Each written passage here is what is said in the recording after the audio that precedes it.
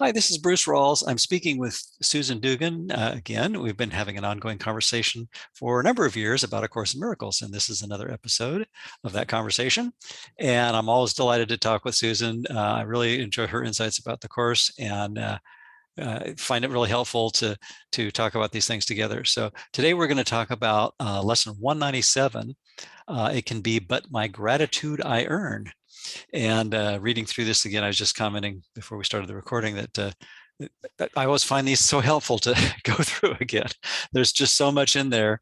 And we were talking about how lesson 195 and 197 both have an emphasis on gratitude, and 195 has an emphasis somewhat on, looking at the ways that we try to make comparative gratitude work, which doesn't. And this one is really kind of it starts out with an emphasis on, well, do I really need feedback for it to be gratitude and from the world? And so we'll dive into it. So anyway, thanks for suggesting this, Susan. Sure. These are a great pair of lessons, and Sure. this one in particular has a lot in it. So. Yeah, I think we've probably done a couple of recordings on lesson 195 over the years, but this lesson, as you were saying, I find it very helpful to go back to the lessons after a long time of not looking at a particular one, just as we do with the any of the materials in the course, the text, the pamphlets, the manual, because as we practice more and more, and our both understanding and really experience of the course deepens, and I think we're able to hear it and take it in at a deeper and more meaningful. It's always meaningful to wherever we are on the ladder, let's put it that way. Mm-hmm. And so what I found with going back to this one was really how deeply it gets into the idea of correcting the ego's idea of giving to get, which is always trying to get my needs met to somehow make myself feel better, to feel the lack of love that I feel as a result of believing that I'm secretly believing that I'm separate from God. And then also to my need to be the less guilty one always in a relationship. And so the setup, the trap that we do as when we've chosen the ego as our teacher is basically, kind of, you could call it gratitude to destroy. Mm-hmm. At just, in the similar way that the Song of Prayer pamphlet talks about forgiveness to destroy, in which, I'm trying to basically, again, present myself as the more evolved, the less guilty one. And so the setup in this particular example, and it can be but my gratitude I earn, is kind of the correction for the idea that I need you to be grateful for whatever gifts I am willing to give to you in the relationship, and for my love, for my attention, for my generosity, or however we're playing that game at the moment. And whereas true gratitude is really, being grateful for remembering that we're not these personal selves, and joining with the inner teacher that reminds us that we're all the same. We're all fighting the same hard battle to believe that we exist at God's expense, but it's not our fault. But there's, the truth is that God, we don't exist apart from God, that we are welcome, and we are all equally welcome back to the generosity and the largesse, the grandeur of God. And so that's where true gratitude comes from, in seeing that we have the same need that's the only need that we really have and share, is to find our way home. And so, to really begin to watch yourself practicing gratitude to destroy. Watch how you may actually be right-minded in the moment, and being genuinely, aligned with Jesus, Holy Spirit, and that true gratitude. But then you know immediately that you have left that that alliance. You've abandoned that teacher. And when you are upset because in some way, your perceived interest as a person, it has not been returned to you as a person in the way that you believe you as a person. I, as Susan, believe it needs to be returned. I'm not supported by you. I'm not seen or recognized by you. I'm not, there's such a,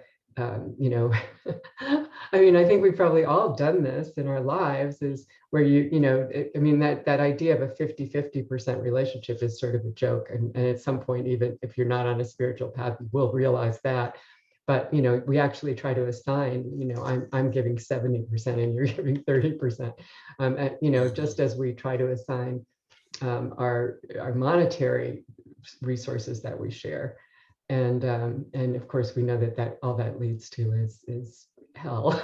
It's the bargain metaphor, Right. isn't it? That the ego is only that's the only thing it knows, because it only knows lack and deficiency, Right. and from that And limited that perspective, neediness, yeah. that endless neediness, and of course, there's never enough. And the truth is that there's nothing that I need from anything outside of myself. As a body, yes, we do. And of course, we shouldn't condemn ourselves for the fact that we eat and drink and breathe and need to take care of our bodies. And certainly we do have to, in our relationships, we have to come up with compromises, and we have to come up with how do we share these resources, and how, and some sort of agreements on what's fair, and how to go through that peacefully. But if that will never be possible unless at the level of the decision-making mind, we are making the overriding purpose of the relationship, like everything else, a classroom of forgiveness, a learning, an undoing of my belief in separate interests, and my undoing of my, this kind of essential guilt that it seems to be within us all, over the belief that we really did separate from God and deserve punishment. And we're always trying to somehow escape that punishment by throwing someone else under the bus, basically, and disguising it often as kindness, as gratitude, as that giving to get again, giving, and yet really keeping tabs on what we get back. Right. Those secret grievances tend to become public ones often enough, and certainly right. the way we can always tell if we're holding one is if we're not at peace. We know that there's right. some kind of grievance, some kind of battle, some kind of feeling left out or abandoned or shortchanged or whatever, and not appreciated enough, and yada yada. Ego's drivel is incessant, isn't it? I mean, right. Yeah. Right. So yeah, maybe we should just start right in. Sure. And again, as you pointed out, it is kind of a companion lesson on gratitude to lesson 195, which is love is the way I walk in gratitude. And really, again, learning that which leads us to remembering to choose the teacher of love, to choose against the teacher of hate, basically, of sin, guilt, and fear in our mind, and to be grateful that we have that we remembered that we have that choice, right? That I'm a decision-making mind. I'm not this vulnerable body constantly under attack. And actually, I'll read the first paragraph of this if you want, and it speaks directly to that that idea. So he says, here is the second step we take to free your mind from the belief in outside force pitted against your own. And of course, that's what we all believe, right? We're under constant fire.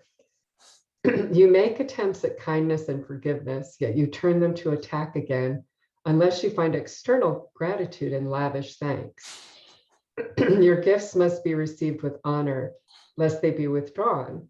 And so you think God's gifts are loans at best, at worst, deceptions, which would cheat you of defenses, to ensure that when he strikes, he will not fail to kill. And of course, that's a great description of the ego thought system. It's me against the world. I am now, I I successfully attacked God, and I created a different identity at God's expense, and now, which forced me to flee, to project the whole guilt over that into this entire world of bodies, and assume a body, and run away to try to seek refuge and some kind of safety.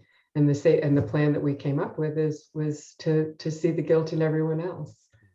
And so even it's really impossible for us as personal selves to be truly forgiving, truly kind, truly altruistic in any way, if that's what we're identified with, because the whole default position is defensiveness, right? Yeah. And one or the other, you're guilty or I'm guilty, and I'd rather it be you. Right. I was flashing on the archetype that this paragraph brought up for me was General Custer. And I had, for some reason, I had never managed to see A Little Big Man with Dustin Hoffman. And I watched that movie for the first time last night. My wife had seen it several times and said, "Oh, you got to watch this." And I was kind of taken with the caricature of the ego that General Custer represented, that his decisions not only had to be appreciated, but even just the lack of acknowledgement was worthy of severe reprimand and punishment. And I was thinking, well, that's kind of the ego's strategy is Right. if I'm not appreciated, that's horrible. But even just not being acknowledged, when you pass somebody on the street and you say hi and they don't say hi back, or just the slightest little thing can be taken as an offense by the ego's thought system, only because we set it up so that we would automatically come up short. We made this world as an attack on God, so we, by default, we set it up so that the slings and arrows of outrageous fortune would be at every turn. and yet we could see it differently with the Holy Spirit's interpretation of things. And instead of, declaring war on everyone that we think is the heathen, we quickly realized that, we're all in the same condition. We're all wanting that appreciation. And so the best way to have it is to give it away, and without concern about running out.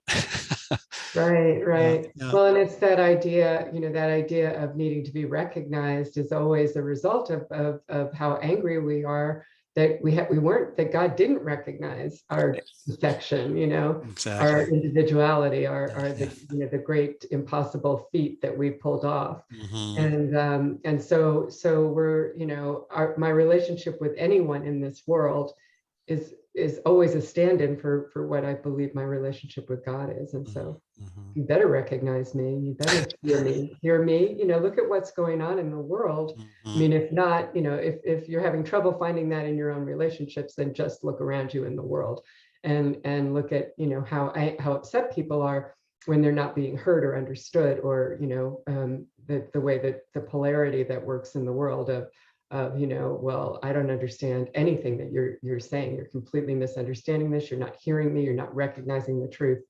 And those are all of the slings and arrows that we're hurling at each other right now over the pandemic, over the financial situation, over what's the right direction to take this country or any country that you believe you're a citizen of.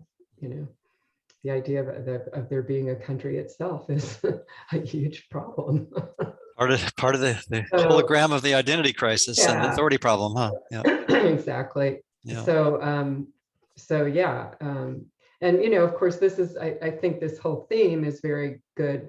I mean, the reason that we really chose it was not, it's a great lesson for every day, but we're going to be giving a lot of lip service to gratitude tomorrow here in the United States, and celebrating this idea of Thanksgiving, and which goes back to all sorts of somewhat ridiculous stories in history. But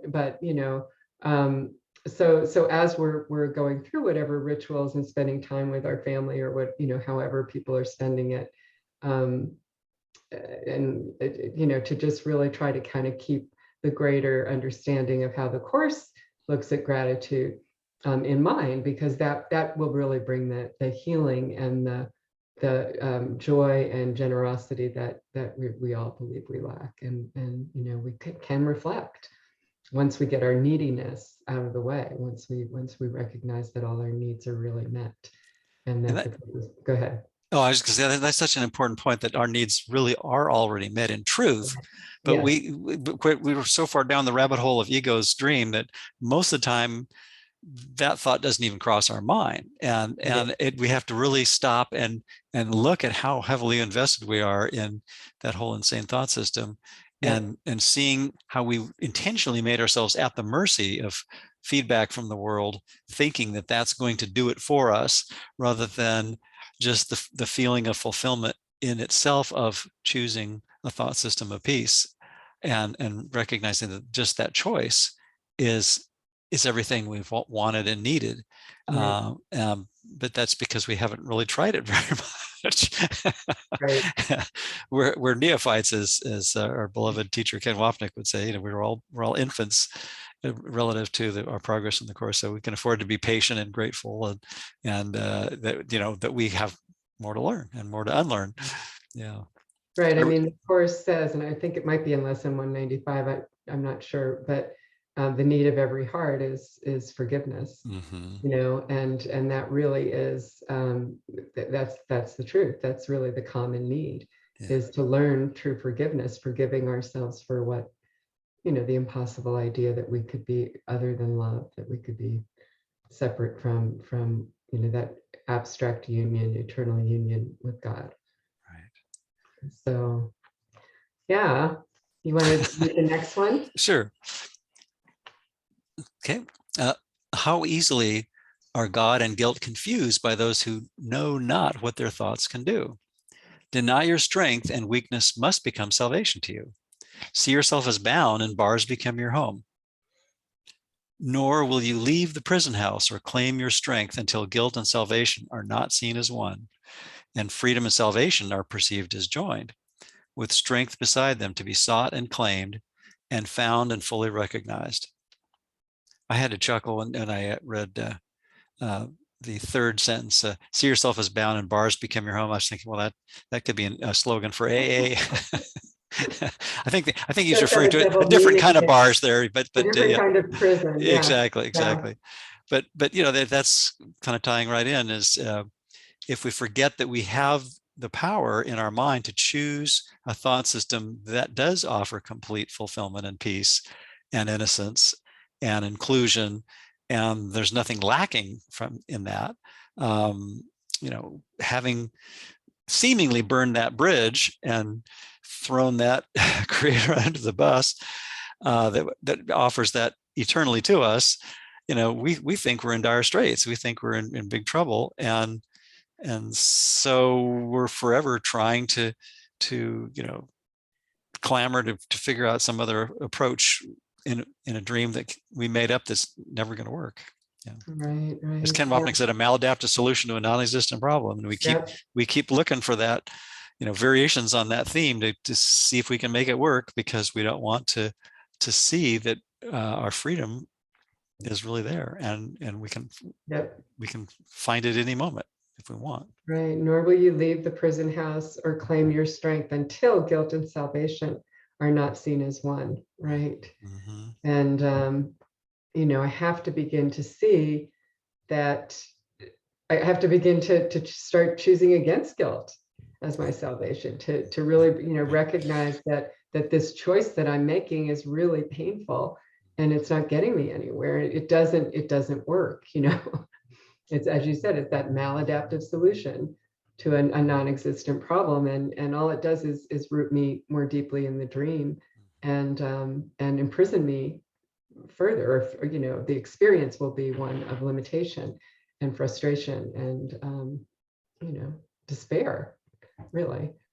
Right. So, And even in the depths of that despair and the anguish of the ego's thought system, there's still that little glimmer in the mind that keeps reminding us there's a better way. There's another way. right. Right.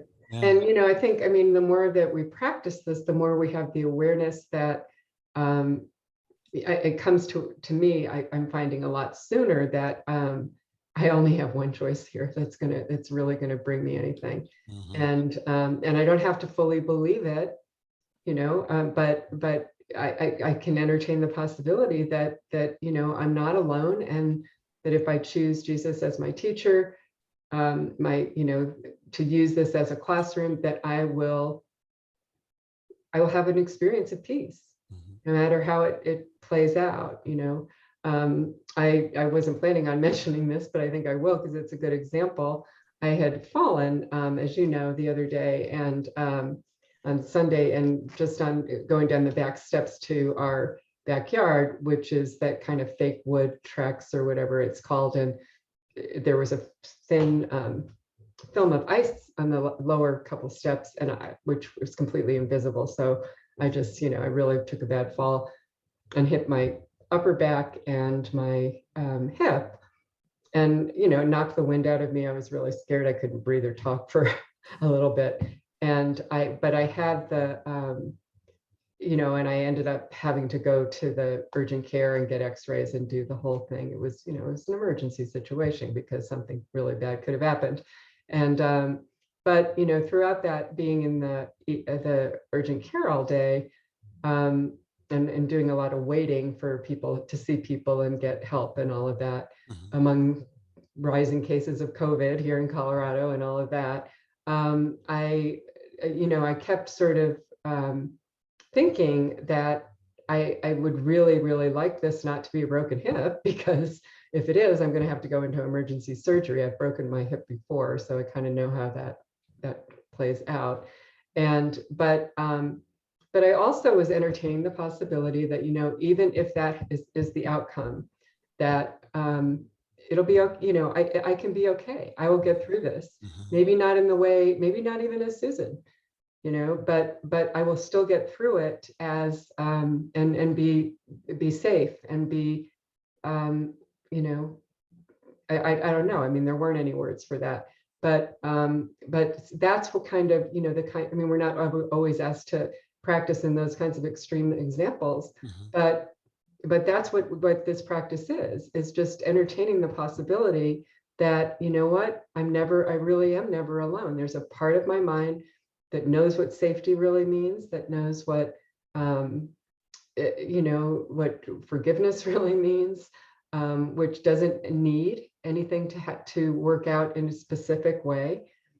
And that really got me through that whole experience. And of course, I was grateful to learn that the x-rays were okay, but I was also even more grateful to learn that I could have moments, at least, of knowing it was okay, even while I was waiting for those results.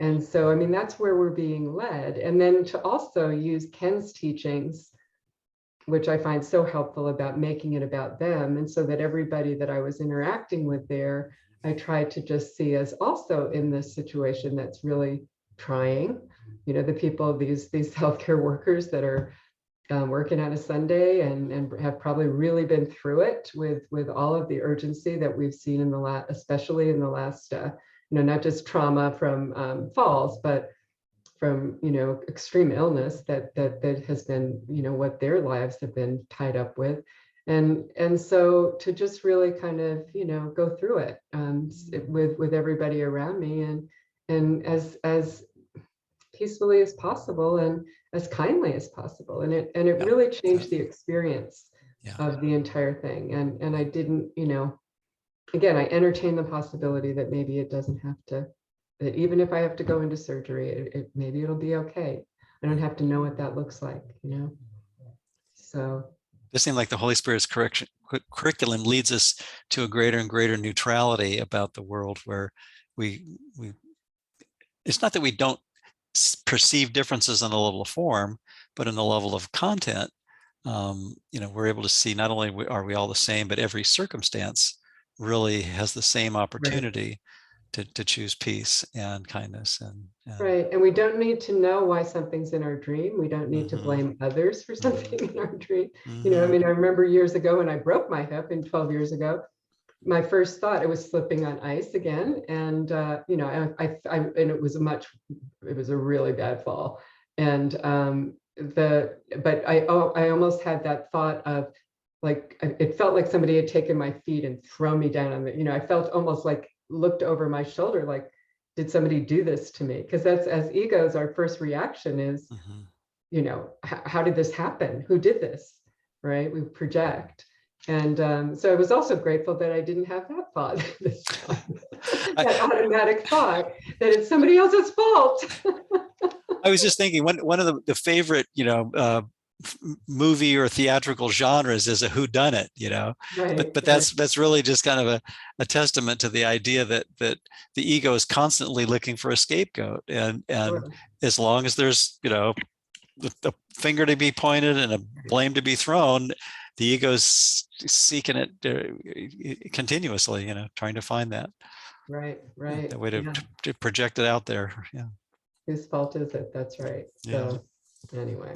Well, thanks for sharing that story. Yeah, and I think it's sometimes very challenging when physical things are going on. But like you say, there is a place in our mind that we can go to, regardless of what's happening. It isn't always easy, but it's always available to find that peace. And like you say, making it about the other person really works well. I've done that on the few occasions I've been in, slightly scary, medical situations or things like that. It's like, that really works well, It's doesn't it? a lot. Yeah. Yeah. Yep. And that's really a way of remembering our shared interests. It kind of reflects it in the dream.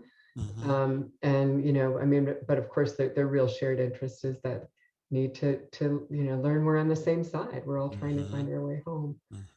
And we're welcome. We're all welcome there. Nothing we have done could ever change that in God's eyes. So it's a good anyway, thing. When I keep going here. Sure. You want to read the next paragraph? I think it's, is it my turn? Number 3, right? Yep. Okay. The world must thank you when you offer it release from your illusions. And of course, not in form necessarily, right? Yet your thanks belong to you as well, for its release, the world's release, can only mirror yours, my choice for the release. Your gratitude is all your gifts require, that they be a lasting offering of a thankful heart, released from hell forever.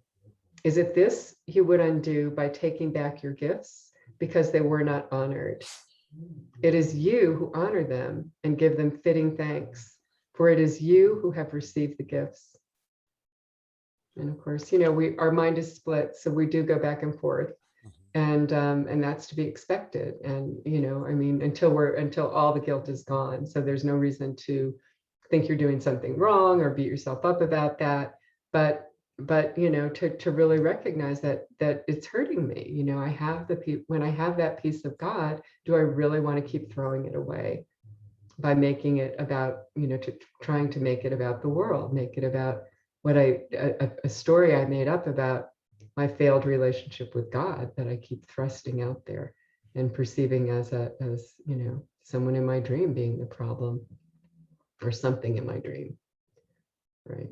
Exactly. But for some reason, the fifth sentence, the last sentence in that paragraph, really jumped out at me in this reading. It is you who honor them, give them the fitting thanks.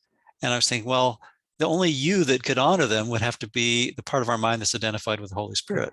And so this is yet another of the countless ways in the course where the curriculum leads us slowly but inexorably, happily, to identifying with that thought system of peace and inclusion and forgiveness. Right. And it just basically helps us become more and more comfortable with the idea that we really could mature into an awareness where our identity and the Holy Spirit's are not different. And we see that not only for ourselves, but we see that for everyone else. And that's where the gratitude is just automatically due and received and given simultaneously. Right. Yeah.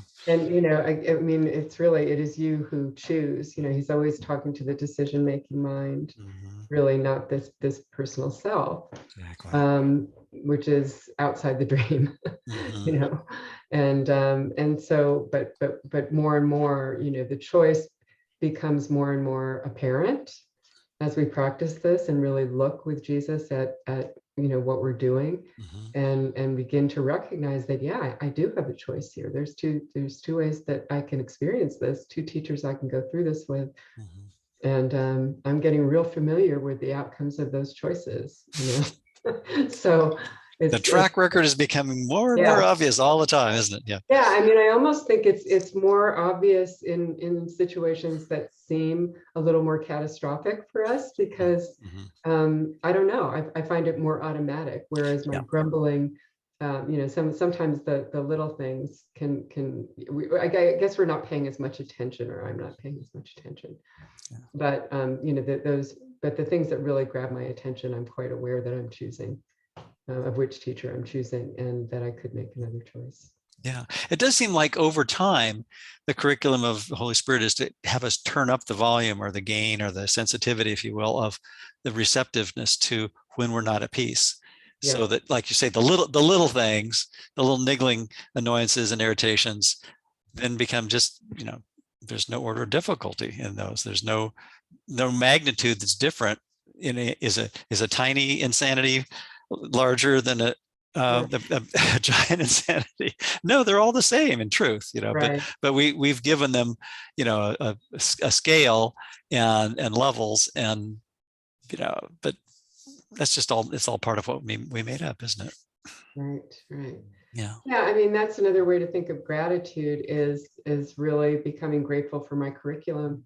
It's yeah, maybe I could look at it as he talked about in the first paragraph of, this is the step we take to free your mind from the belief in outside forces pitted against your own.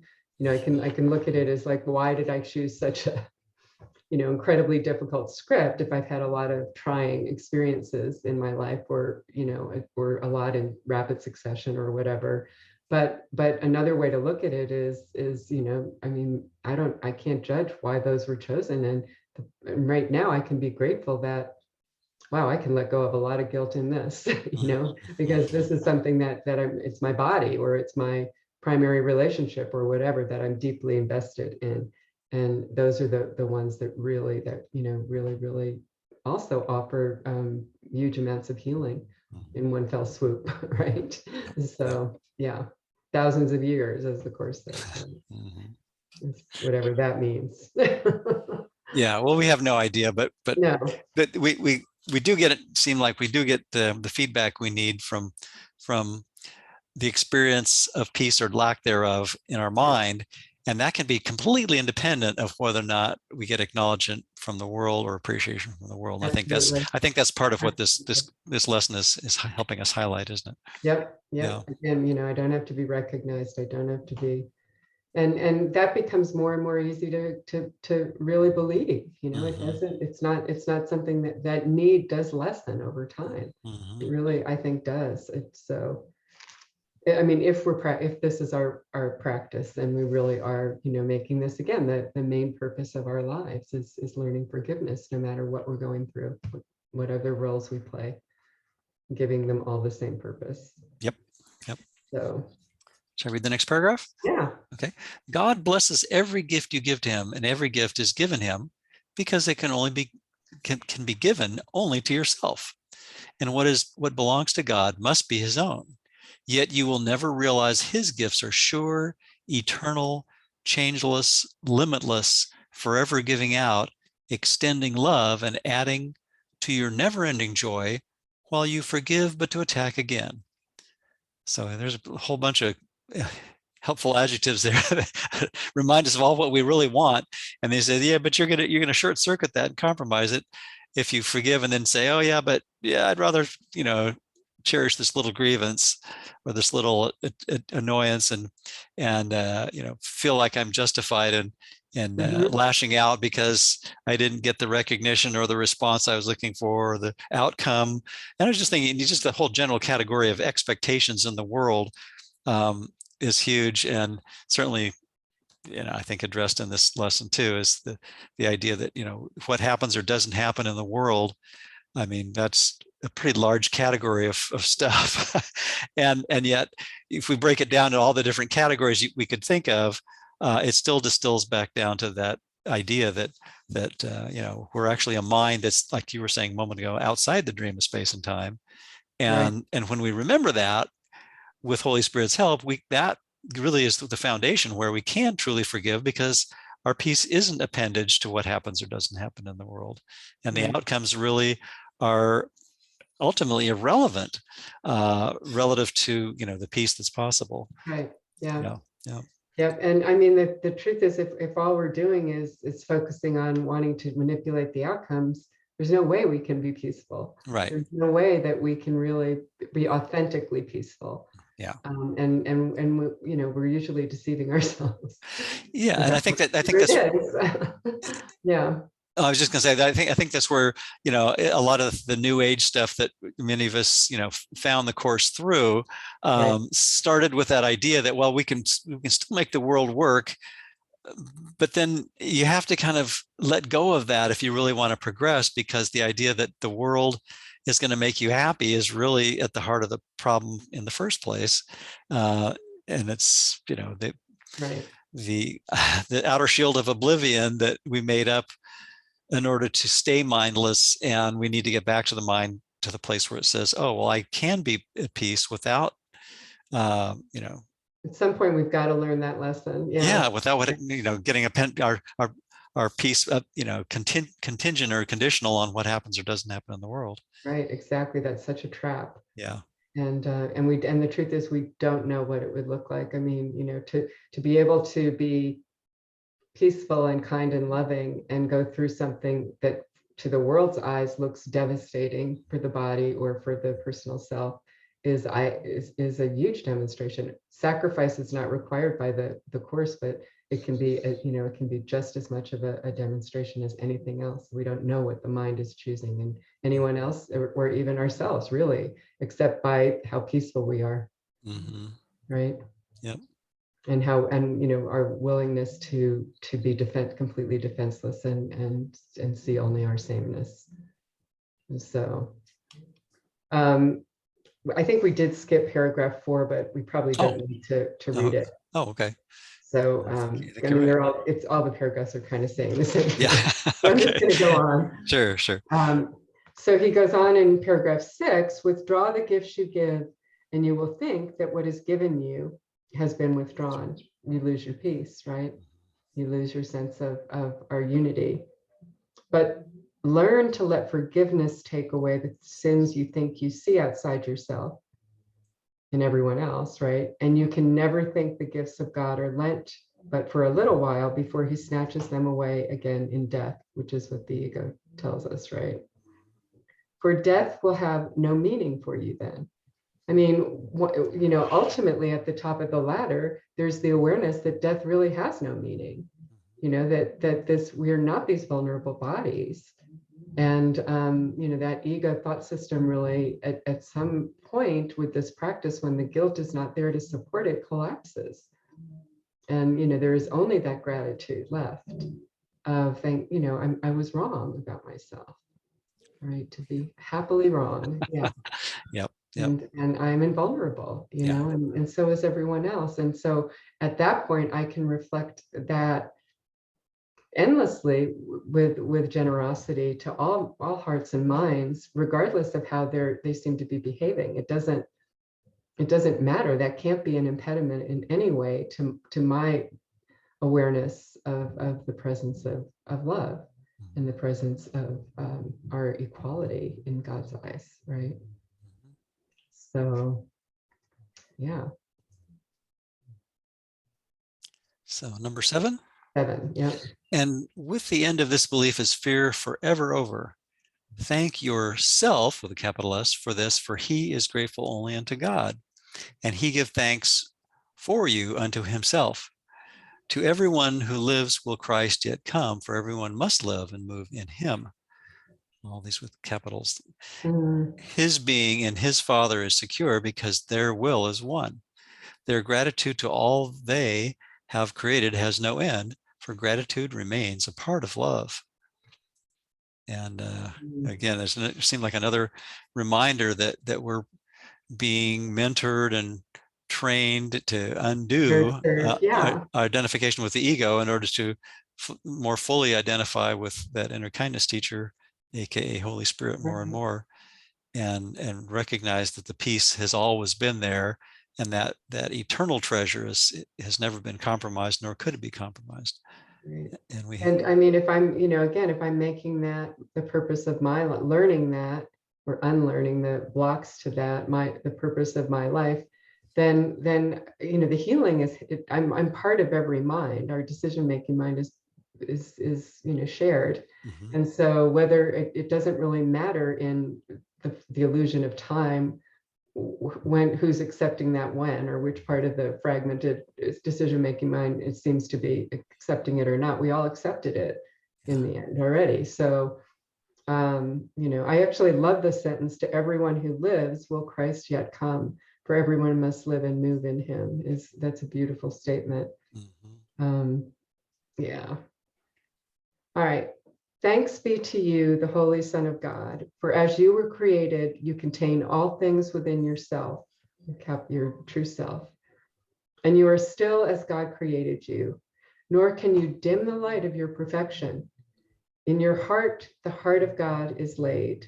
He holds you dear because you are himself. All gratitude belongs to you because of what you are, unchanged, uninterrupted, right? And we can dream away about destruction, but it has no effects. Yeah. And there's that quiet center that knows that's always waiting for the recognition, which is the recognition that we all really want, is the recognizing that shared identity and the shared interest. Yes. Yep. Yeah. Yeah. Okay. Is that the last one? Sure. Give thanks as you receive it. Be you free of all ingratitude to anyone who makes yourself, again with capital S, complete. And from this self is no one left outside. Give thanks for all the countless channels which extend this self. All that you do is given unto him. All that you think can only be his thoughts, sharing with him the holy thoughts of God. Earn now the gratitude you have denied yourself when you forgot the function God has given you. But never think that he has ceased to offer thanks to you. So the eternal gratitude is really the only kind there is. And we've just within this dream seem to have compromised it and substituted the ego's gratitude to destroy, that says, oh, I can only be thankful or appreciative or grateful part of the time, and it's only for things that are going to come and go, and the ephemeral stuff of the world that, and then we feel at the mercy of everything, forgetting that we made up that unmerciful thought, which then propagated into an unmerciful dream. But we can turn that dream around with Holy Spirit's help. Right. Yeah. Yeah, and I mean, as we move toward tomorrow, and maybe without any of the chores that some of us still have left today, I think this is also a real correction for the whole martyr problem that people get into when they're feeling overwhelmed and and trying to do all this stuff and saying, well, I'm doing it all and I don't have any help, and that the stuff that goes on in your head, which is just not, it's just the ego's talk, and maybe you can get more help, and there's no reason for not to ask for that, but again, it's really just recognizing that what is real gratitude, and doesn't have anything to do with this, and I can go through this peacefully no matter what. No matter, and if the meal's not perfect, who cares? It's okay. We'll all make it through, right? There's always PBJs, So, right? yeah. But I have to say, I'm grateful that I'm not hosting this year. So there you go. For once in many years, the last couple of years, I have not for COVID last year, but yeah. Yeah, I'm making a lot of dishes, but I'm not hosting, so that's good. All right. All right. Well, I think that it's a great reminder that we all can host our inner kindness teacher whenever we want, and ideally and ultimately, inevitably, we will host that thought system completely and recognize that's all we ever wanted. Huh? Right, and whatever discussions might be any kind of disagreements that come up, as they inevitably do when people gather, to still remember what our our shared purposes, and to make it about them, and to make it about the healing of my mind. That's my only point, my learning true forgiveness, practicing it. Exactly. Right. Lots to be grateful for, truly. Yeah, definitely. Yeah. So, Well, thank you as always, Susan. I always enjoy our conversations and very much appreciate them. So, me too. Thank you. All right. Well, have a great Thanksgiving all, and we'll check in next time for another conversation about A Course in Miracles. And you can always find Susan's wonderful writings on foraysinforgiveness.com, and I'll also post this video on acimblog.com as well. So thanks all. Thank you.